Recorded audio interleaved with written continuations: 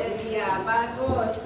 Sekarang dari kelompok auditory, apa yang bisa menjawab? Bagaimana perasaannya hari ini? Baik, Viola. Perasaan saya hari ini biasa-biasa saja. Iya, biasa saja. Bagus. Sekarang dari kelompok kinestetik. Ya. Sangat bahagia, bagus. Ya.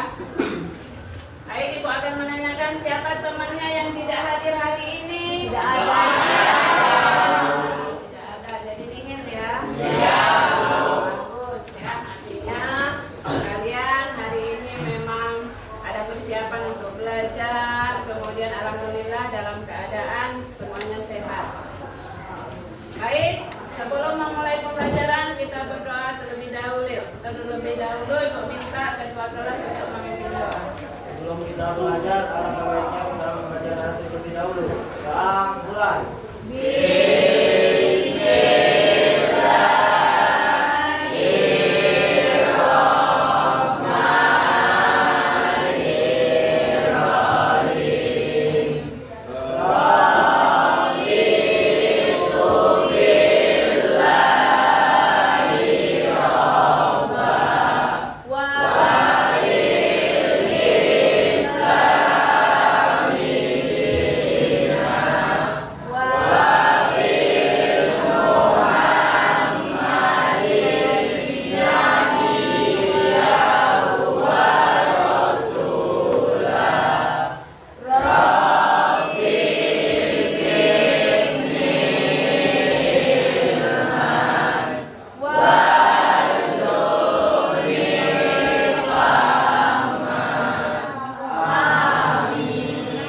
Sebelum memulai pembelajaran kita untuk menyegarkan suasana, kita melaksanakan ice breaking terlebih dahulu ya.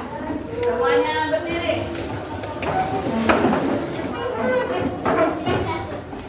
Dan ke atas mendapat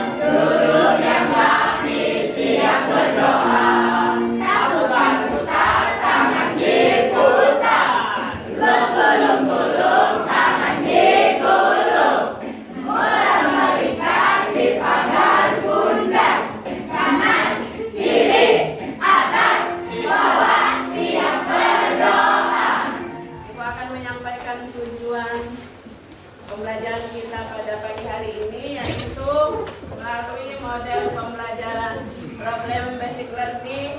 Siswa dapat membuat teks narasi dan deskripsi secara runtut, sistematis, analitis, dan kritis sesuai dengan potensi dan kreativitasnya masing-masing, serta dapat menginternalisasikan profil pelajar Pancasila melalui dimensi mandiri, bernalar kritis, kreatif, bergotong royong dan dapat diterapkan pada kehidupan sehari-hari.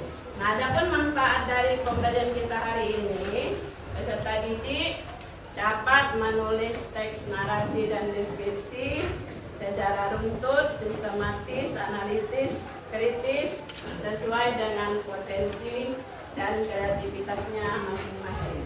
Baik, sebelum memulai pembelajaran di kelas 10 dan kelas 11 kalian sudah belajar mengenai materi cerpen. Ya, sudah dipelajari? Sudah. Baik, Ibu akan menanyakan apakah di kelas ini ada yang pernah membaca sebuah cerpen? Benar. Coba tunjuk tangan. Yang pernah membaca, iya, coba ada dia. Dan berdiri. Sebelumnya perkenalkan saya Delia. Nah, untuk membaca cerpen itu kami sudah sering di kelas 11 dan juga kami ada tugas membuat cerpen satu orang untuk cerpen. Jadi untuk membuat dan membaca itu sudah pernah. Nah, sudah pernah. Bagus. Tepuk tangan untuk ya. Nah, sekarang Ibu tanya lagi, cerpen apa yang pernah kalian baca? Atau cerpen yang pernah kalian tulis? Ya, coba ada. Pengalaman saya, perkenalkan sebelumnya nama saya Limpasa. Pengalaman saya pernah menulis cerpen yaitu pada kelas 11 tentang kasih sayang anak kepada ibu. Cerpen ini menceritakan bahwa ada seorang anak yang tamatan SD yang tidak bisa melanjutkan sekolahnya karena keterbatasan ekonomi. Anak ini karena keterbatasan ekonomi itulah anak ini harus berjuang dan menggantikan peran bapaknya untuk mencari nafkah. Dan anak ini harus berjuang untuk mengobati ibunya yang sedang sakit yaitu sakit stroke. Cerpen yang saya pernah buat ini adalah dia mengajak pembaca agar bisa menghargai dan selalu menyayangi ibu kita sendiri. Iya, bagus. Jadi untuk kelompok pada saat ini Ibu bagi berdasarkan gaya belajarnya ya. Jadi kelompok 1 ini kelompok audiovisual, kelompok 2 kelompok auditori, kemudian kelompok 3 kelompok kinestetik. Ya. Jadi pada awal pembelajaran Ibu sudah mengadakan asesmen awal kemarin. Jadi di kelas ini ada 3 gaya belajar siswa. Ya. Itulah sudah Ibu kelompokkan berdasarkan minat dan gaya belajarnya masing-masing. Ya. Tapi ada di beberapa kelompok Ibu masukkan secara heterogen supaya nanti bisa berdiskusi ya sesuai dengan potensi dan kreativitasnya masing-masing. Nah, sekarang tadi Ibu sudah mendengarkan kalian sudah pernah membaca cerpen, sudah pernah menulis cerpen. Nah, artinya pengetahuan tentang cerpen ini tidak asing lagi bagi kalian karena materi ini sudah kalian pelajari di kelas 10 dan kelas 11. Ya, untuk cerpen ini merupakan materi esensial. Artinya dia di setiap tingkatan kelas ada materinya. Ya. Nah, sekarang Ibu akan mengajukan pertanyaan pemantik. Kalau kalian sudah belajar tentang cerpen, Ibu mau menanyakan, kira-kira dalam sebuah cerpen itu unsur apa yang membangun sebuah cerpen? Unsur apa? Ya, boleh lihat nih. Ada 2 unsur yaitu intrinsik dan unsur ekstrinsik. Iya. Sekarang apa itu unsur intrinsik? Unsur intrinsik yaitu tema, alur, penokohan, kewatakan, latar, setting, sudut pandang, amanat, gaya bahasa. Sedangkan unsur ekstrinsik yaitu latar belakang pengarang, nilai-nilai dalam cerpen itu sendiri, nilai sosial, moral, budaya, agama, dan lain-lain. Ya, bagus ya. Berikan aplaus untuk kelompok lain. Boleh menjawab, menambahkan masuk pertanyaan yang tadi. Unsur yang membangun sebuah karya sastra, kemudian unsur apa saja di dalamnya. Coba yang lain. Diaturi ya, diaturi coba. Ya, coba. Unsur yang membangun sebuah karya sastra, coba. Tegak. Kalau menjawab pertanyaan misalkan tegak.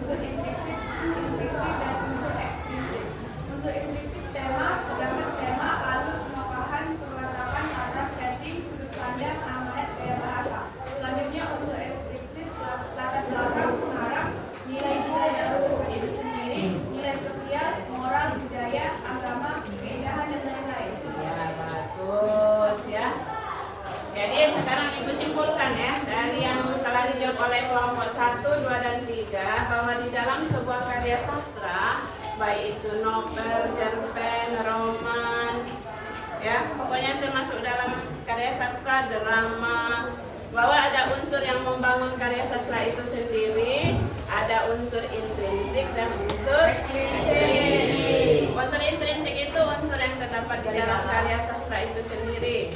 Ya, contohnya tema, alur, penokohan perwatakan, latar atau setting, sudut pandang, amanat, dan gaya bahasa. Sedangkan unsur ekstrinsiknya adalah latar belakang pengarang dan nilai-nilai yang terdapat dalam karya sastra itu sendiri. Ya, ada nilai budaya, nilai sosial, nilai moral, nilai pendidikan, ya, sampai kepada nilai keindahan atau nilai estetik. Baik, sekarang masih pertanyaan pemantik kembali. Kita mengulas pelajaran kita yang telah lalu ya. Nah, coba siapa yang bisa menjelaskan definisi dari tema? Izin menjawab Ibu. Ini menurut saya Bu ya. Iya. Kalau salah mohon dikoreksi. Tema itu menurut saya sebuah acuan dalam membuat karya sastra. Jadi misalnya kita sudah memilih tema itu berarti isi dari karya sastra kita itu sesuai dengan tema itu. Ini sebagai panduan acuan. Iya, sebagai acuan dalam cerita itu sendiri maksudnya. Ada pendapat lain? Ada? Tema adalah gagasan, dasar ide atau pokok pikiran yang melatar belakangi dan mendorong seorang untuk menulis tema cerpen itu sendiri. Iya, bagus. Dari kelompok sebelah tema, tidak apa-apa beda pendapat. Yang penting satu tujuan. Iya, Riandi. Tema adalah pokok atau ide utama dari suatu cerita. Iya, bagus ya. Tepuk tangan untuk kita semua. Jadi tema itu adalah pokok persoalan yang mendasari sebuah karya sastra. Nah, tema itu bisa kita tentukan setelah kita membaca sebuah cerita itu dari awal sampai akhir, baru nantinya kita bisa menentukan tema. Ya, baik ya. Sekarang Ibu mau mengingatkan kesepakatan kelas kita ya. Jadi pada minggu yang lalu Ibu dan kalian ya, kita sudah membuat kesepakatan kelas atau keyakinan kelas. Ya. Artinya keyakinan kelas itu kesepakatan kelas yang kita yakini akan kita laksanakan dengan sebaik-baiknya. Coba siapa yang masih ingat kesepakatan atau keyakinan yang ada di kelas kita? Ayo, coba Yola dulu. Coba berdiri. Kesepakatan kelas adalah 1. Datang tepat waktu, 2. Bertanggung jawab terhadap proses dan hasil belajar, 3. Mengerjakan tugas tepat waktu, 4. Menjaga kebersihan, kerapian, dan keamanan kelas, 5. Saling menghargai dan menghormati. Iya, bagus. Artinya masih ingat ya dengan kesepakatan kelas kita? Iya dong. Siapa yang membuat kesepakatan kelas ini? Kita bisa. Sama. Kalian ada komitmen untuk melaksanakannya? Iya. Nah, sekarang Ibu tanya, apakah kesepakatan kelas ini sudah dilaksanakan di kelas kita? Baik, alhamdulillah kalau sudah dilaksanakan. Artinya kesepakatan kelas kita ini harus konsisten kita laksanakan. Ya. Jadi ada motivasi intrinsik dari diri kalian untuk melaksanakan kesepakatan kita tanpa adanya motivasi dari luar. Ya, misalnya motivasi ekstrinsik itu mendapat penghargaan dari wali kelas, mendapat pujian dari wali kelas, bukan seperti itu. Tetapi ada unsur intrinsik dari dalam diri kamu bahwa kamu menyadari hal itu sangat penting untuk kalian laksanakan. Karena ini merupakan kesepakatan kelas kita. Baik, Bu, lanjutkan lagi. Masih kembali ke pertanyaan pemantik lagi. Ya. Jadi Ibu akan menekankan pemahaman kalian kembali mengenai materi cerpen. Sekarang ada yang masih ingat tentang alur. Dalam sebuah cerpen itu ada alur.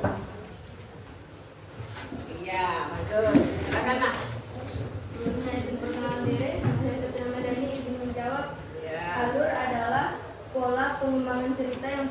oleh hubungan sebab akibat dan disusun secara kronologis. Iya, bagus. Ada pendapat lain? Alur? Alur?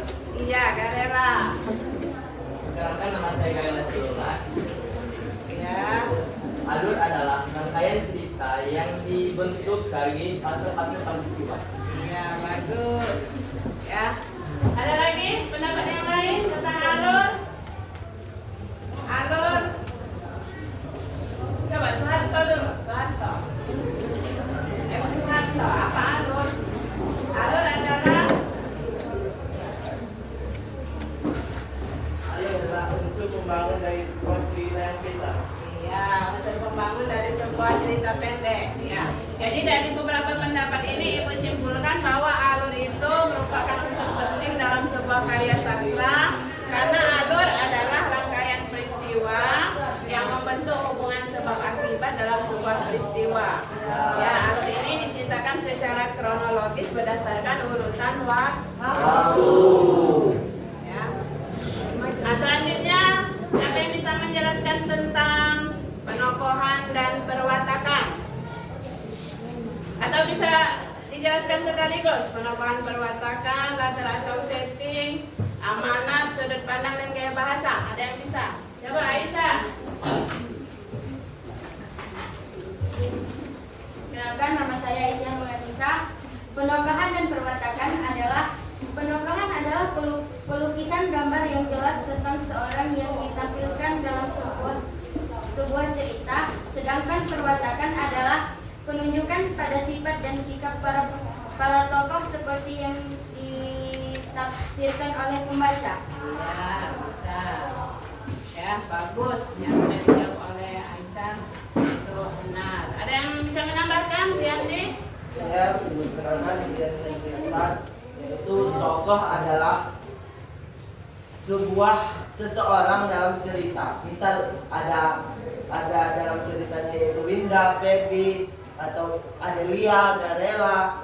Sedangkan penokohan adalah watak dari seorang tokoh tersebut. Apakah dia baik, apakah dia jahat, atau dan sebaliknya. Iya, bagus.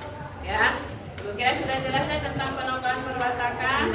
Kalau penokohan nama-nama tokoh dalam sebuah cerita, sedangkan perwatakannya sifat atau watak dari tokoh tersebut.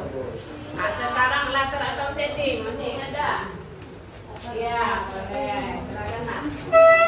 Kakak Linda. Assalamualaikum warahmatullahi wabarakatuh. Waalaikumsalam warahmatullahi wabarakatuh. Perkenalkan, nama saya Wita Marani.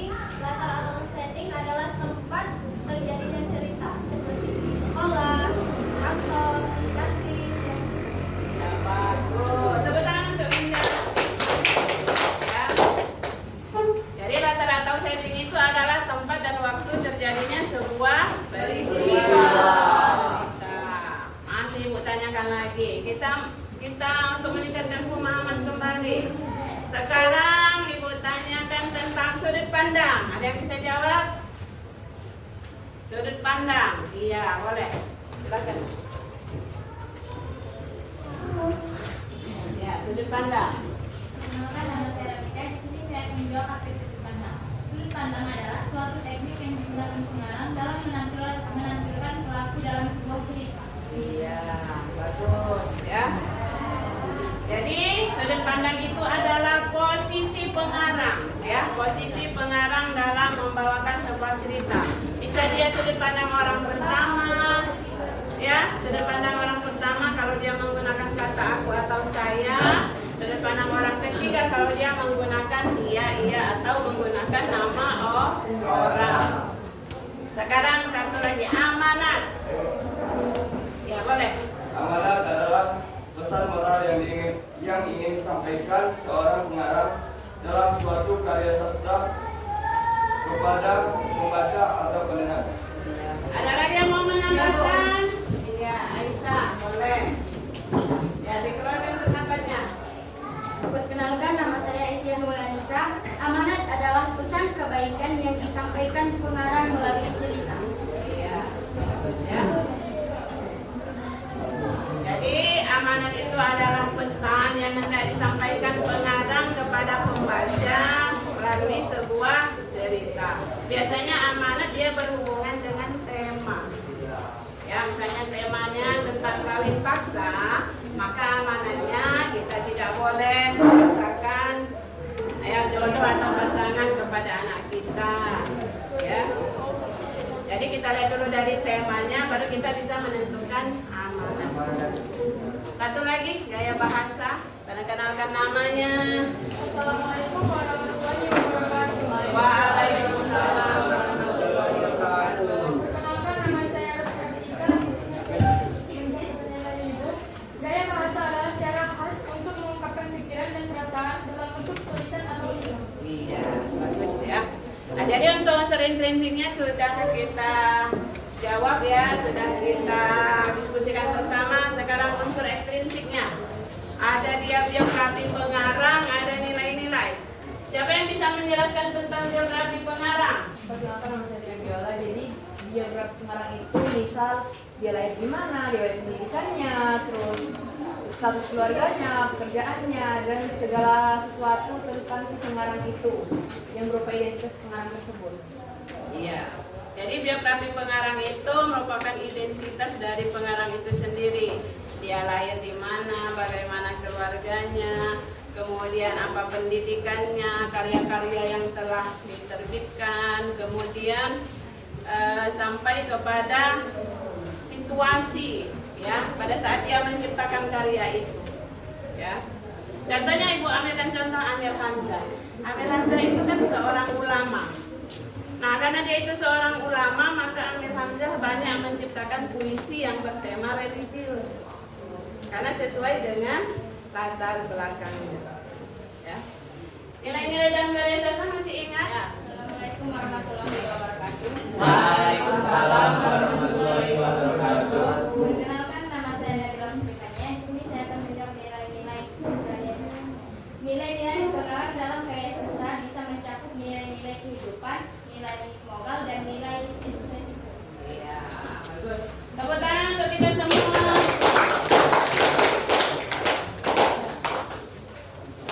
Baik, semuanya berdiri dulu. Kita speaking kembali. Dan suasananya sudah tegang.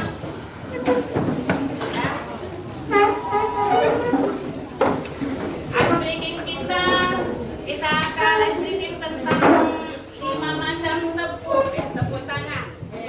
Ya, kita speaking dulu, kelihatannya sudah tegang. Ibu mulai ya. Tepuk 1. Yes. Tepuk 2. Oh yes. Tepuk 3. Semangat. Tepuk 4. Konsentrasi. Tepuk 5. Fokus belajar. Ya, tepuk tangan.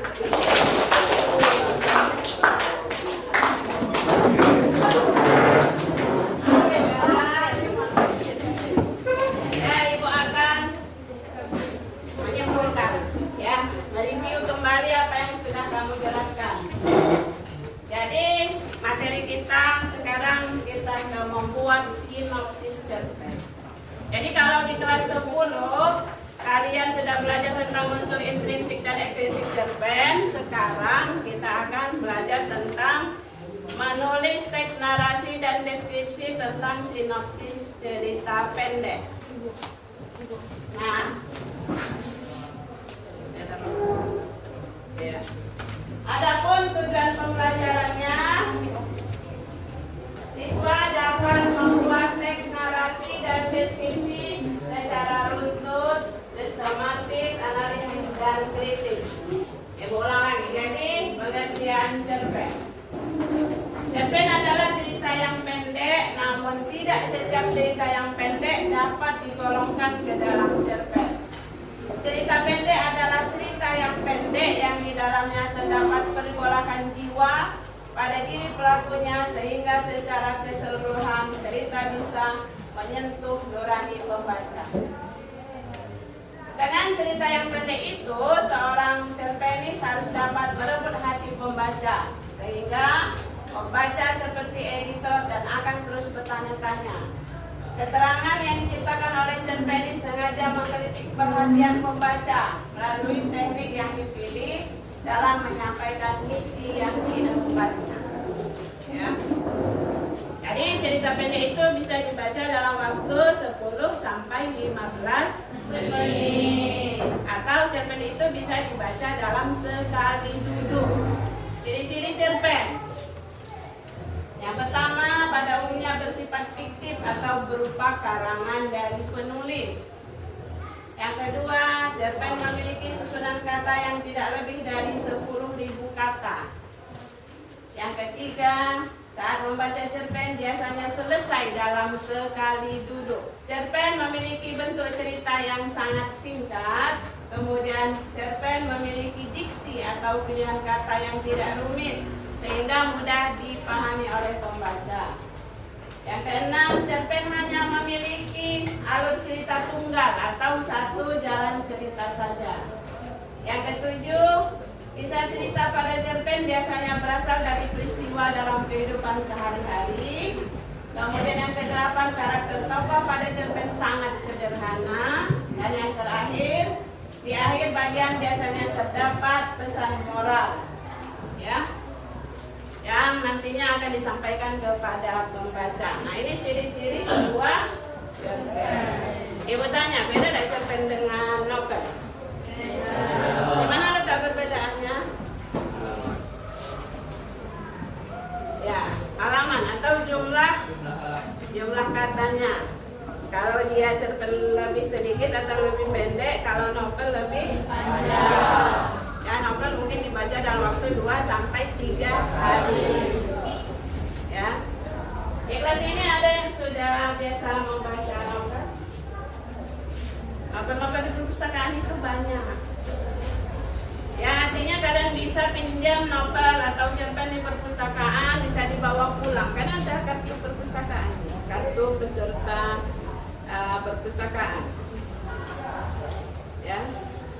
Jadi dari membaca cerpen itu kalian bisa ke profil pelajar Pancasilanya. Mandiri, artinya mandiri dalam belajar, bernalar kritis, kemudian menjadi siswa yang kreatif, ya. Kemudian dengan adanya diskusi kelompok seperti ini bisa menumbuhkan profil Pancasila, yaitu berkolaborasi atau bergotong royong. Nah, kemudian pada saat kalian membuka dan menutup pelajaran berdoa, itu masuk di dimensi beriman dan bertakwa kepada Tuhan yang Maha Esa. Masih ingat profil pelajar Pancasila? Siapa yang bisa jawab profil pelajar Pancasila? Ya. Profil pelajar Pancasila yang pertama beriman, bertakwa kepada Tuhan yang Maha Esa dan berakal mulia. Yang kedua, bergotong royong. iya. Tiga, bernalar kritis. Iya. Yang keempat, Bernalar kritis, bergotong royong, mandiri, dan kreatif. Ya, tepuk tangan. Lanjut ya. Nah, unsur intrinsik cerpen. Unsur yang membangun karya sastra itu sendiri dari penokohan, alur, latar belakang atau setting, sudut pandang, tema, amanat, dan gaya bahasa. Itu menurut Nurgianto. Ya, tahun 2000, halaman 23. Nah, sedangkan unsur ekstrinsiknya, ya, sikap, keyakinan, dan pandangan yang mempengaruhi sebuah karya sastra atau latar belakang pengarangnya. Nah, sekarang kita ke sinopsis. Nah, ini di penghujung materi kita ini, kita akan membuat sinopsis sebuah cerpen. Atau sinopsis ini berasal dari bahasa Yunani, yaitu sinopsis, yang menggunakan huruf Y. Ya. Menurut Sudirman tahun 1990 menyebutkan sinopsis sama dengan rangkuman, ringkasan berupa ikhtisar karya sastra yang menunjukkan gambaran umum isinya. Atau sinopsis ini digunakan sebagai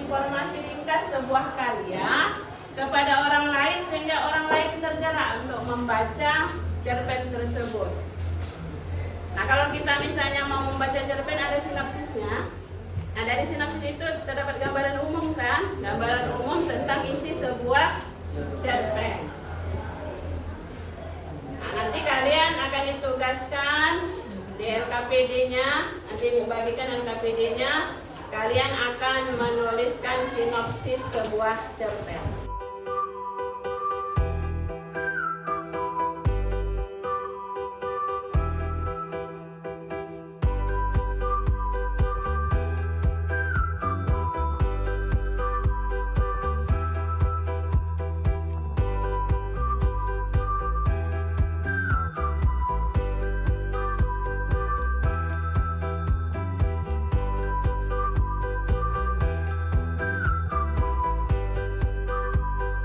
Lanjutkan lagi.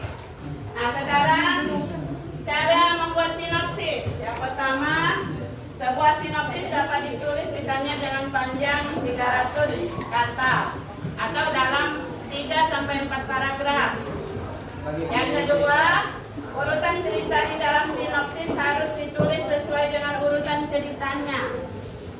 Yang ketiga, bentuk tulisan sinopsis adalah naratif atau kisahan. Jadi sesuai dengan tujuan pembelajaran kita, siswa dapat menulis teks narasi dan deskripsi ya dengan runtut, kritis, sistematis. Nah, kalian ditugaskan untuk menuliskan sinopsis sebuah cerpen. Nah, coba dibuka bukunya halaman 30. Di sana ada cerpen yang berjudul Lelaki yang menderita bila dipuji. Semuanya ada buku paket? Ada. Buka buku paketnya halaman 27. Nah, di sana ada bacaan cerpen yang berjudul Lelaki yang menderita bila dipuji. Ibu kasih waktu 15 menit ya. Dibaca dulu. Karena dengan membaca cerpen tersebut kalian bisa mengerjakan LKPD-nya. Silakan. Dibaca dulu. Baca bukunya masing-masing.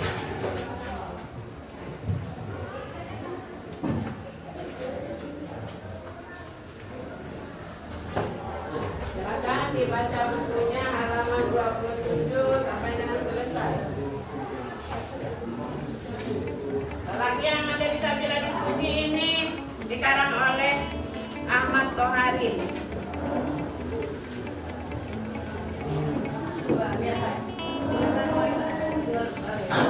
Ibu akan sedikit membacakan biografi pengarangnya ya, silahkan baca.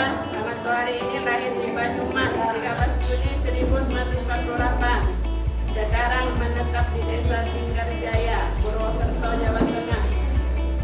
Karyanya yang paling populer adalah Rukin Dukuh Paruk. Kumpulan cerpennya Senyum Kayamin, Nyanyian Malam, dan Mata yang Enak Dipandang.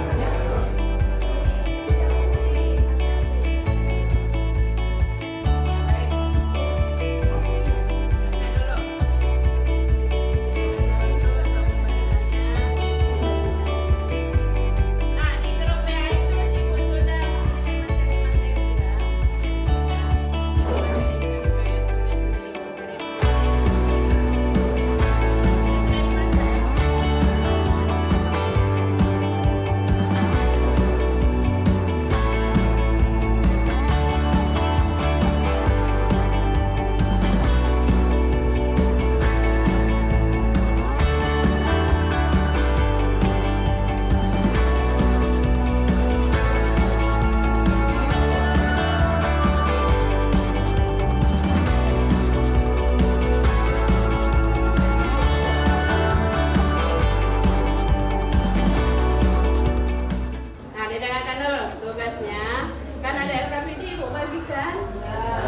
LKPD itu ada 3 soal, ya. Nah, 3 soal itu Ibu bagi. Jadi soal nomor 1 dikerjakan oleh kelompok 1, soal nomor 2 kerjakan oleh kelompok 2, Soal nomor 3 kerjakan oleh kelompok 3. Semuanya tetap mengerjakan, tetapi nanti yang dipresentasikan sesuai dengan nomor soalnya. Kelompok 1 yang nomor 1, ya. Kelompok 2 yang nomor 2, kelompok 3, soal nomor 3. Assalamualaikum warahmatullahi wabarakatuh. Waalaikumsalam warahmatullahi wabarakatuh. Perkenalkan, kami dari kelompok 1, saya Randy Henry Gansat, dan ini rekan-rekan saya. Kami dari audio visual ingin mempresentasikan yaitu lelaki yang menderita bila dipuji. Ini hasil dari diskusi kami, yaitu nama kelompok Adelia Fitriadi, Angga Dinata, Anggun Pertiwi, Garela Situlungan, M. Hasbi Al-Kindi, M. Amin, Nabila Putri Pania, Nur Hasanah, Rian Gansat, Rosmi Artika, Tri Agustina, Yusmilawati. Sinopsis: Mardanu hanyalah seorang wali biasa seperti layaknya manusia pada umumnya yang akan merasa senang bila mendapat sebuah pujian. Dalam kehidupan di masyarakat, Mardanu sering mendapatkan pujian dari warga sekitar, lingkungannya, maupun keluarganya. Namun, rupanya pujian yang ditujukan kepada Mardanu itu justru membuat dirinya merasa tidak nyaman karena pujian menurut Mardanu kurang beralasan sering diterimanya. Ada? Ya. Mardanu pada awalnya senang dipuji, kemudian merasa terbebani jika ada yang memujinya. Mardanu memiliki 2 anak, yang satu jadi pemilik kios kelontong dan yang satunya menjadi supir truk. Dan Mardanu terlihat sangat risih ketika ada yang memujinya perihal dengan uang pensiun yang utuh, badan yang sehat, anak yang makan, dan burung peliharaan. Ia juga memiliki langganan tukang beca yang bernama Kosim yang kerap mengganggunya waktu pengambilan uang pensiunan.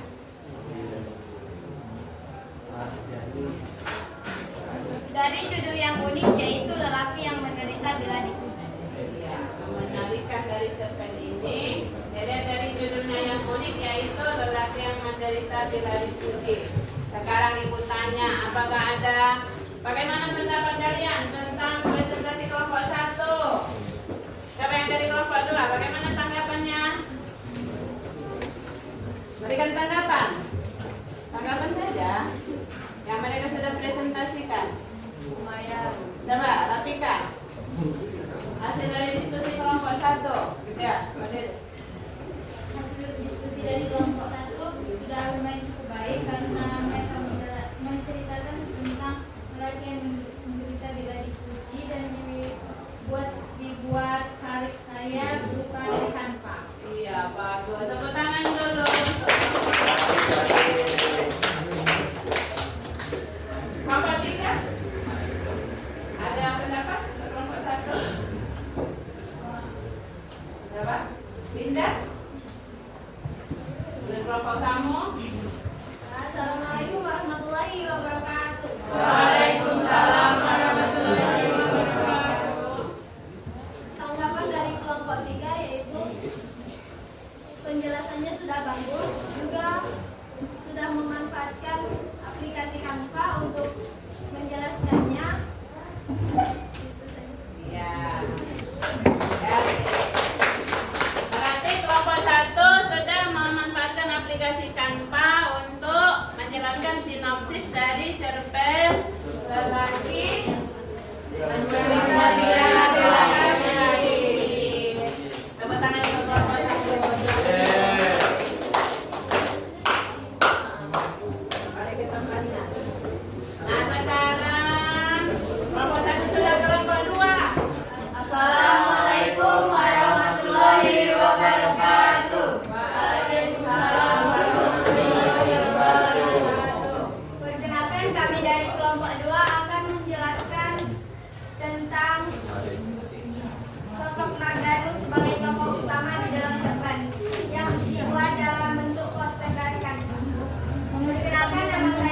Lydia Babe. Saya Febiola. Nama saya Yola Mulia. Nama saya Muhammad Firdaus. Kami dari kelompok auditori akan dijelaskan oleh Febiola. Baiklah, sebelum saya menjelaskan, mohon teman-teman bisa melihat yang sudah dikirim di grup kelas itu. Ada poster ya, yang kami kirim ke grup kelas. Kalau ini yang tidak kelihatan,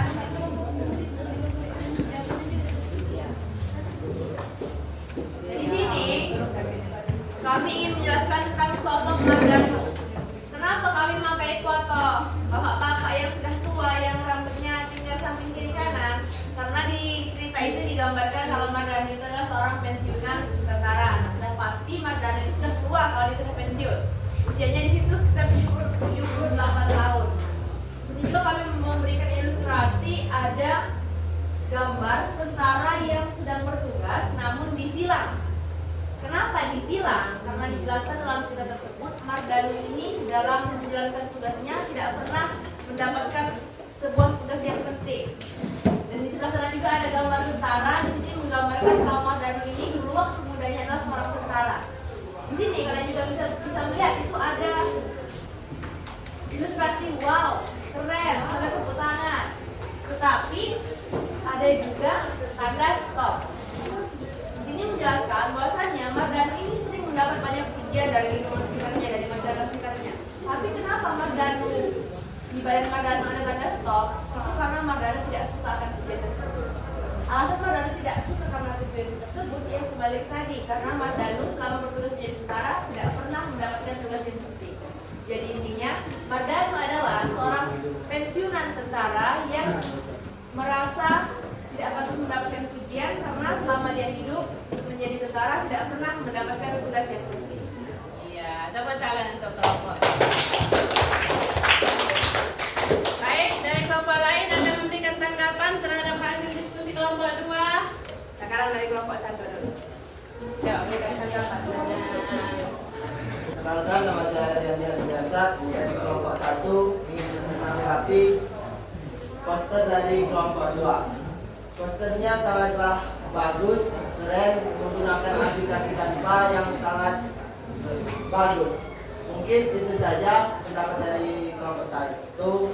Saya tutup. Assalamualaikum warahmatullahi wabarakatuh. Waalaikumsalam. Terima kasih yang beri tanggapan. Sekarang kelompok 3 berikan tanggapan. Terima kasih. Perkenalkan, nama saya Lydia Babe. Saya mewakili kelompok 3 akan menanggapi poster kelompok 2 yang sudah dipresentasikan. Hasilnya sangat bagus dan penjelasannya mudah dimengerti. Mungkin itu saja dari kelompok 3. Terima kasih. Terima kasih banyak. Baik, jadi dari kelompok 2, wow, mantap. Ya, kelompok 1 juga bagus, mantap ya. Terima kasih untuk kelompok 2. Silakan duduk kembali. Mungkin itu saja yang dapat kami jelaskan. Kami tutup dengan Wassalamualaikum warahmatullahi wabarakatuh. Sekarang kelompok yang kinestetik.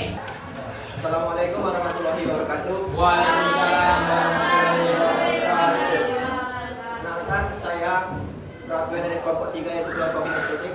Di sini kami akan menjelaskan dan mempresentasikan diskusi kami tentang cerpen lelaki yang menderita bila dipuji. Sebelumnya kami akan memperkenalkan dulu anggota kelompok kami. Yang pertama itu saya sendiri, itu Haji Pasa, kemudian Aisyah Nur Anissa, M. Soeharto, Marta, Aulia, Nesta, Resti, Yanti, Siska, Winda, dan M. Wijaya. Sebelumnya, mohon untuk teman-teman silakan disimak hasil diskusi kami yang saya telah sebarkan di grup WA. Oke, bahwa ada soal nomor 3 yaitu soalnya ada yang pertama, mengapa tokoh Mardanu merasa terbebani dengan pujian orang-orang. Kemudian soal yang kedua, apa yang mendorong Mardanu akhirnya membukakan yang burung kutilang peliharaan. Yang ketiga, pujian apa yang membuat Mardanu terpesona. Dan yang keempat, apa yang buat tersirat dari cerpen tersebut jika kalian hubungkan dengan kehidupan atau kehidupan seorang manusia? Baiklah, pertanyaan itu akan dijawab satu persatu oleh teman-teman saya. Pertanyaan pertama akan dijawab oleh Aulidia. Perkenalkan, nama saya Rusnatika. Di sini saya ingin memberikan tanggapan. Ya. Presentasi dari kelompok 3. Presentasi dari kelompok 3 sangat bagus dan mudah dipahami. Terima kasih. Terima kasih. Assalamualaikum warahmatullahi wabarakatuh. Perkenalkan, nama saya Febiola, mewakili kelompok 2. Di sini saya ingin memberikan tanggapan untuk presentasi dari kelompok 3. Penjelasan dari kelompok 3 itu sudah bagus, terus mereka juga dibagi-bagi, jadi ya tidak egois, tidak presentasi sendiri. Nah itu kan kalau bagi-bagi itu kan bisa meringankan tugas kelompok. Jadi sangat bagus untuk kelompok. Ya, berarti mereka ini berkolaborasi. Ya. Demikianlah presentasi dari kami. Maaf jika ada kesalahan kata. Kami dengan Wassalamualaikum warahmatullahi wabarakatuh. Ya, untuk pertemuan berikutnya kalian membaca cerpen, ya boleh dilihat dari Google, dari internet, ya boleh tonton YouTube. Nanti buatlah sinopsis dari cerpen yang telah kalian baca. Ya, ada loh. Tugas selanjutnya, tugas di rumah, kalian membaca sebuah cerpen, kemudian tulis sinopsisnya. Iya. Ngerti ya? Untuk tugas di rumah. Ya. Jadi untuk presentasi kelompok 1, 2, dan 3 sudah bagus. Ya, ditingkatkan lagi cara belajarnya, kemudian cara kolaborasinya sudah bagus. Ya. Ibu ucapkan terima kasih untuk kelompok 1, kelompok 2, dan kelompok 3. Ya. Selanjutnya, ya pembelajaran kita.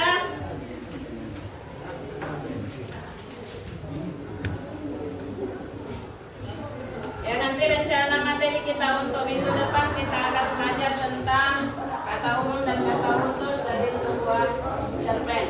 Ya, ada kata umum, kata khusus yang terdapat dalam sebuah cerpen. Baik Ibu, menutup pelajaran. Tapi sebelumnya kita ice breaking dulu. Ya, setelah itu Ibu akan menutup pelajaran. Semuanya berdiri.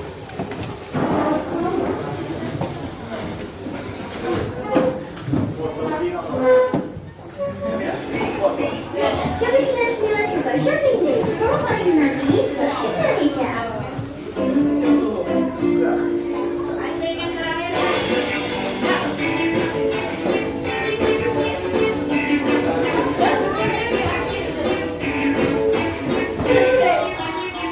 Tangan diputar-putar,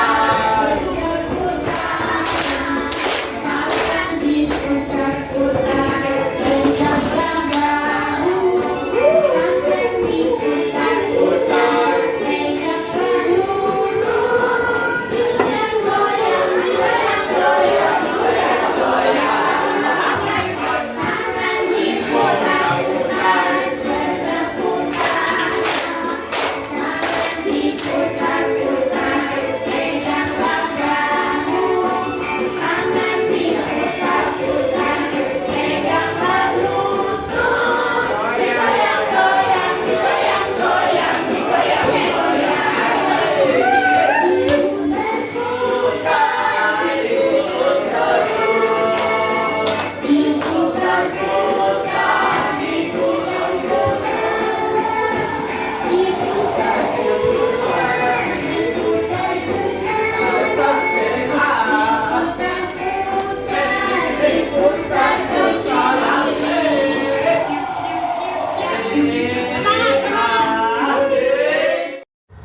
Assalamualaikum warahmatullahi wabarakatuh. Perkenalkan, nama saya Febiola dari kelas 12B. Setelah mengikuti pelajaran berdiferensiasi dengan Ibu Santi, banyak sekali yang saya peroleh. Di antaranya diferensiasi konten, diferensiasi proses, dan diferensiasi produk. Kami tadi di kelompok 2 bisa menghasilkan diferensiasi produk berupa membuat poster. Nah, poster ini menceritakan tokoh Mardanu. Tokoh Mardanu ini ada di dalam cerpen dengan judul Lelaki yang Menderita Bila Dipuji. Terima kasih Ibu Santi, pelajarannya sangat menyenangkan. Assalamualaikum warahmatullahi wabarakatuh.